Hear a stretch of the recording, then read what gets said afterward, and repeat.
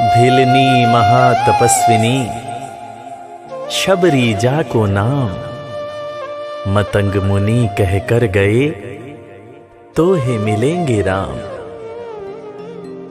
सोने की चिड़िया मां भारती और सत्य सनातन धर्म के सबसे आदर्श पुरुष मर्यादा पुरुषोत्तम भगवान राम, जो वर्षों की तपस्या के बाद ऋषि मुनियों को भी नहीं मिलते, मगर एक भीलनी शबरी के घर स्वयं चल के आके न सिर्फ दर्शन देते हैं बल्कि उस भीलनी के जूठे बेर भी खाते हैं। और बाबा तुलसी ने क्या खूब कहा है कि प्रबल प्रेम के पाले पड़कर प्रभु का नियम बदलते देखा, अपना मान भले टल जाए भक्त का मान न टलते देखा। भाव नहीं तो कुछ भी नहीं है, लाख करो गुणगान, भाव के भूखे हैं भगवान, भाव के भूखे हैं भगवान।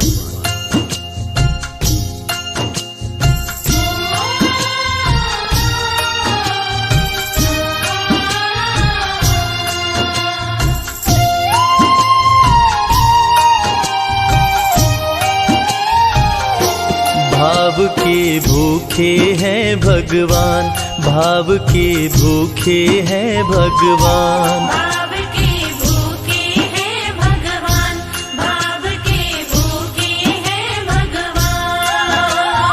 भाव नहीं तो कुछ भी नहीं है, भाव नहीं तो कुछ भी नहीं है, लाख करो गुणगान। भाव के भूखे हैं भगवान, भाव के भूखे हैं भगवान, भाव के भूखे हैं भगवान, भाव के भूखे हैं भगवान।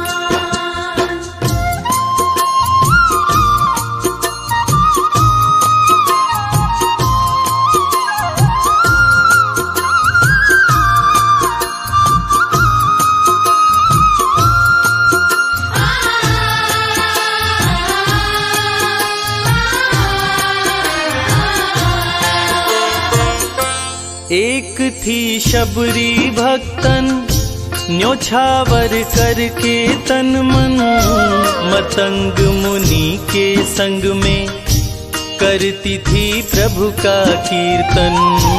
मतंग मुनि के संग में करती थी प्रभु का कीर्तन। बागों से चुन चुन लाती, प्रभु को फूल चढ़ाती, गंगा के पावन जल से रोज स्नान कराती। गंगा के पावन जल से रोज स्नान कराती। चरण धो के श्री राम का करती, चरण धो के श्री राम का करती, चरणामृत का पान। भाव के भूखे हैं भगवान, भाव के भूखे हैं भगवान, भाव के भूखे हैं भगवान, भाव के भूखे हैं भगवान।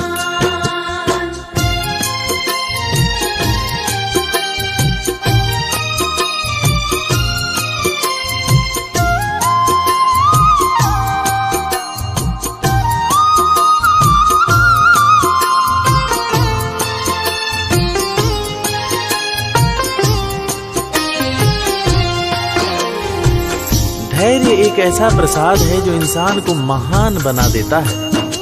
मतंग मुनि मां शबरी से कह गए कि शबरी तेरे दरवाजे राम जरूर आएंगे, और शबरी ने 10,000 साल तक प्रतीक्षा किया।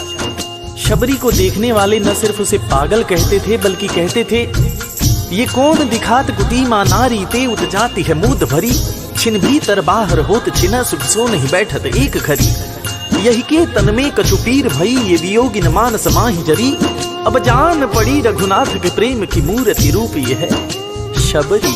मतंग शबरी को बताए, बहु भांति समझाए, सबर कर कुछ दिन शबरी, मिलन के दिन अब आए।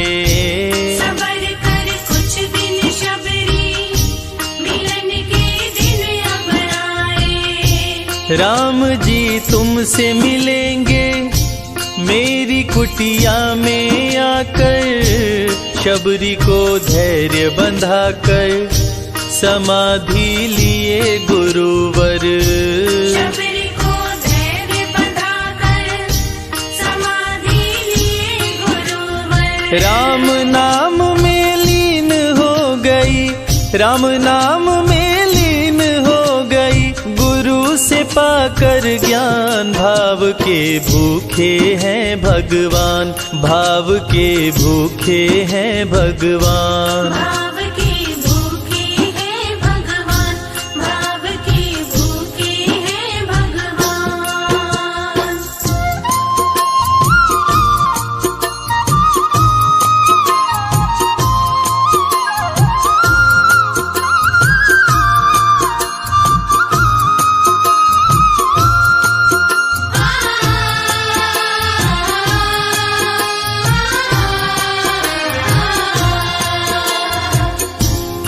मां शबरी के गुरु महामुनि मतंग जब अपने नश्वर शरीर का त्याग कर रहे थे, तब मां शबरी ने उनसे पूछा, हे गुरुवर, मुझे मेरे राम कहाँ मिलेंगे? इस पर महामुनि मतंग ने शबरी को जवाब दिया कि शबरी, अरे दुनिया राम को ढूंढती है, मगर तू तो ऐसी खुशनसीब है कि तेरे दरवाजे राम स्वयं चलकर आएंगे।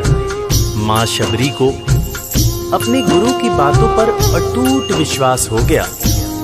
मां शबरी हर रोज राहों पर फूल बिछाती थी, चुन चुन कर मीठे बेर चख चख कर इकट्ठा करती थी, ताकि मेरे प्रभु श्री राम जब आएंगे तो बड़े प्यार से इसका भोग लगाएंगे।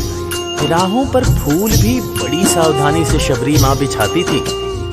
शबरी मां सोचती थी कि मेरे गुरुवर कह के गए हैं कि मेरे घर मेरे राम जरूर आएंगे।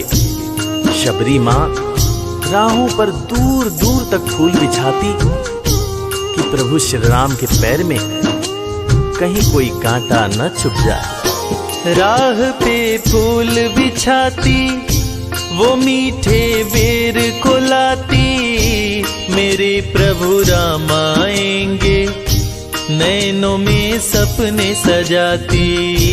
मेरे प्रभु राम आएंगे, नैनों में सपने सजाती। राम से प्रीत लगा के वो निश दिन राम पुकारे, उमरिया बीती जाए रे कि अखियां पंथ निहारे। उमरिया बीती जाए रे कि अखियां पंथ निहारे। जर्जर हो गई काया फिर भी, जर्जर हो गई काया फिर भी, बसे राम में प्राण। भाव के भूखे हैं भगवान, भाव के भूखे हैं भगवान। भाव के भूखे हैं भगवान, भाव के भूखे हैं भगवान।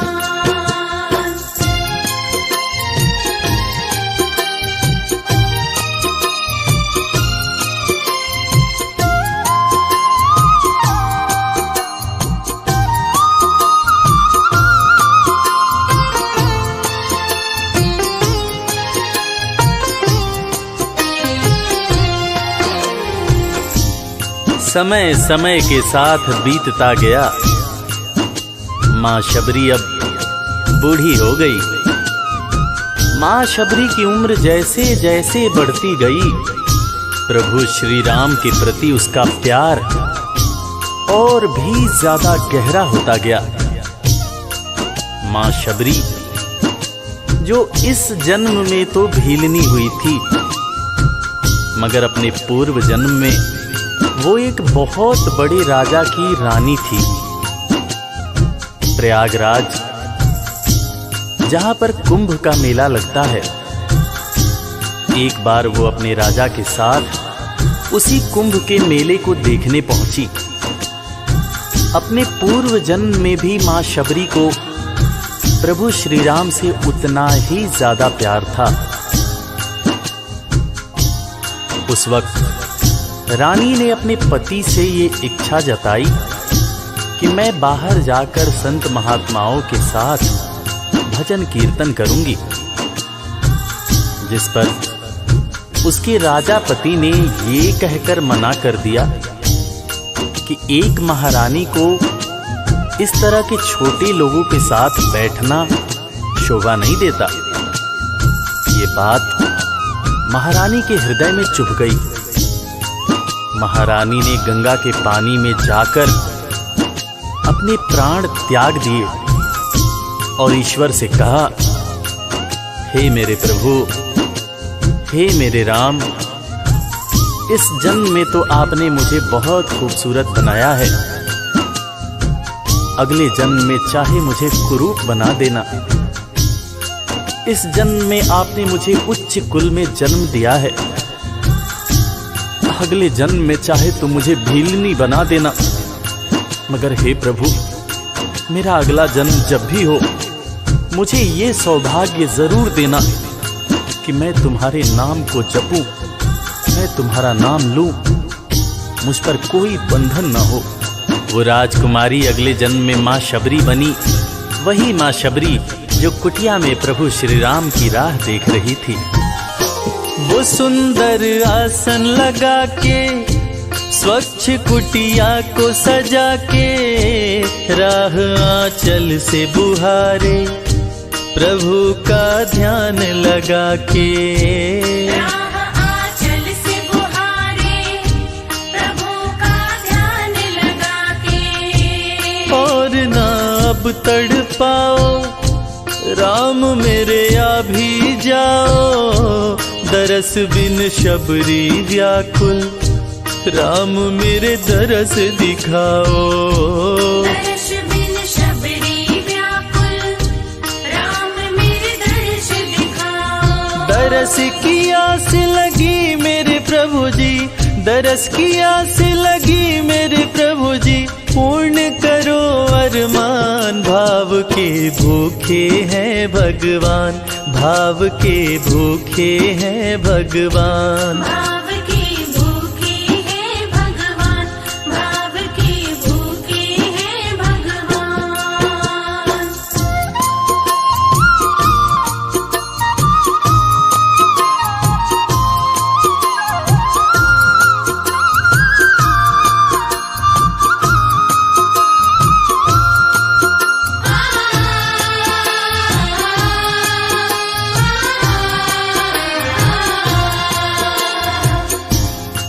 अजगर करे न चाकरी, पंछी करे न काम, दास मलूका कह गए सबके दाता राम।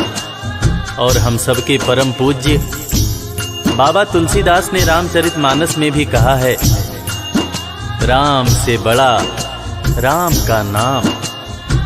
और यही काम माता शबरी दिन रात कर रही थी। बस वो एक ही बात बार बार बोले जा रही थी कि मेरे राम आएंगे, मेरे राम आएंगे। वो हर वक्त हे राम बोलती रहती थी। प्रभु श्री राम जब अपने भाई लखन के साथ माता सीता की खोज में वन में दर दर भटक रहे थे, तो उनके कानों में ये आवाज गूंजी। उन्होंने अपने भाई लखन से कहा, प्रिय अनुज, ध्यान से सुनो। मेरी एक माता है जो वर्षों से मेरी प्रतीक्षा कर रही है। मैं भी अपनी माता को देखने के लिए बहुत व्याकुल हो रहा हूं। चलो अनुज, माता शबरी की कुटिया में चलते हैं। प्रभु श्री राम माता शबरी की कुटिया में आते हैं। माता शबरी की नजर जब प्रभु श्री राम के ऊपर पड़ती है तो माता की आंखों से खुशियों के आंसू धारा प्रवाह बहने लगते हैं। माता शबरी रो रो के कहने लगती है, मेरे राम आप आ गए, मेरे राम आप आ गए। आंसू भरी आंखों से मां शबरी प्रभु श्री राम और वीर लखन को देखे जा रही थी। दोनों हाथों को जोड़कर दौड़े दौड़े माँ शबरी ने प्रभु श्री राम के पैर पकड़ लिए और कहने लगी, मेरे राम, मैं तो 2 जन्मों से आपकी प्रतीक्षा कर रही थी। लोग मुझे पागल बुला रहे थे। मेरे गुरुदेव ने मुझसे कहा था कि शबरी, राम लक्ष्मण के साथ एक दिन तेरी कुटिया में जरूर आएंगे, जरूर आएंगे। राम संग लखन को आते देखी प्रभु को मुस्काते, प्रभु के पास में आई कुटिया से दौड़ लगाते। प्रभु के पास में आई कुटिया से दौड़ लगाते। राम से मिलन हुआ जब तो शबरी सुध बुध खो गई, प्रभु के पाँव पकड़ के भाव में विह्वल हो गई। प्रभु के पाँव पकड़ के भाव में विह्वल हो गई। खुशी के आंसुओं से पग धोए, खुशी के आंसुओं से पग धोए, भक्त न शबरी समान, भाव के भूखे हैं भगवान, भाव के भूखे हैं भगवान। भाव के भूखे हैं भगवान, भाव के भूखे हैं भगवान।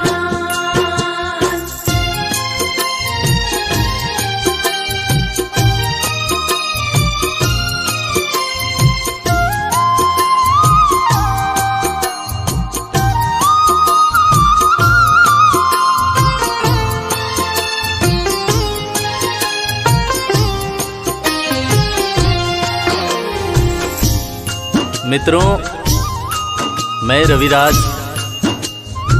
आप सबको आज एक बात बताना चाहूंगा। वो बात जो मुझे मेरे गुरुदेव फरीद हसन खान साहब ने बताई है, और वो बात ये है कि ईश्वर को हमारी जरूरत नहीं है, हमें ईश्वर की जरूरत है। ईश्वर हमारे बिना भी पूर्ण है, मगर हम ईश्वर के बिना हमेशा ही अपूर्ण हैं। हम पैदा तो इंसान के रूप में होते हैं, मगर अंत में हमें उसी परमात्मा के पास जाना होता है। इसलिए हमें जीवन में हर वो कार्य करना चाहिए जो ईश्वर को पसंद हो, और ईश्वर को सिर्फ यही पसंद है कि हम नेक दिल बने, दयालु बने और सदैव ही अच्छाई के मार्ग पर चलें, चाहे कितनी भी कठिनाई क्यों न हो। और हमेशा अपने परमात्मा को याद करते रहें, चाहे ईश्वर के रूप में, चाहे अल्लाह के रूप में, गुरु नानक देव जी के रूप में, चाहे ईसा मसीह के रूप में। जो भी इंसान ईश्वर को याद रखता है वो कभी जीवन में किसी का बुरा नहीं कर सकता। बुरा करना तो दूर की बात है, वो किसी का बुरा सोच भी नहीं सकता है। उसका मन हमेशा साफ और शांत रहता है।